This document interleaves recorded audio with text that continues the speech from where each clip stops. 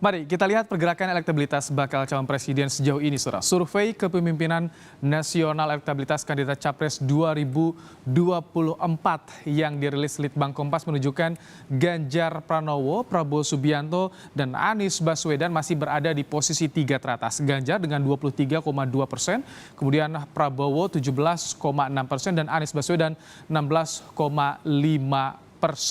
Sementara saudara figur lain masih di bawah 10%, di antaranya ada Ridwan Kamil 8,5%, Sandiaga Uno 2,5%, Andika Perkasa 2,3%, dan AHY 2,2%.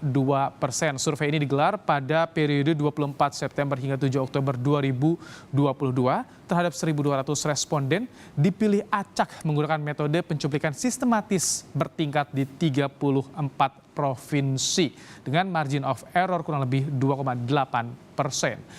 Sementara saudara dari 3 besar hasil survei nasional Litbang Kompas soal tren pilihan partai politik ini, meskipun memuncaki survei, ada penurunan elektabilitas PDI Perjuangan. Kita lihat bersama, ini dia.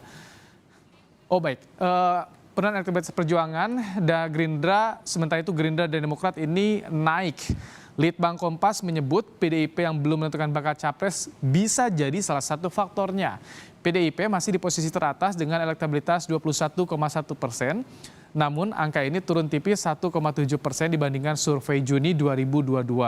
Selain belum adanya capres yang diusung PDIP, peneliti senior Litbang Kompas menyebut capaian kinerja pemerintahan juga berpengaruh membentuk cara pandang masyarakat.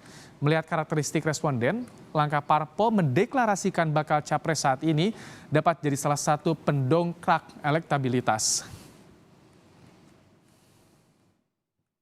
Kita ini sedang mencari mana yang paling sesuai untuk 2024. Nah, pada akhirnya mereka akan lebih pasti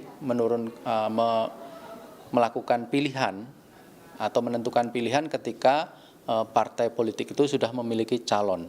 Dalam hal ini adalah calon presiden atau kandidat. Nah, di situ kita bisa lihat bagaimana di partai papan atas itu PDIP yang belum punya calon presiden, kemudian Golkar juga belum punya calon presiden, itu penurunannya dia lebih kentara.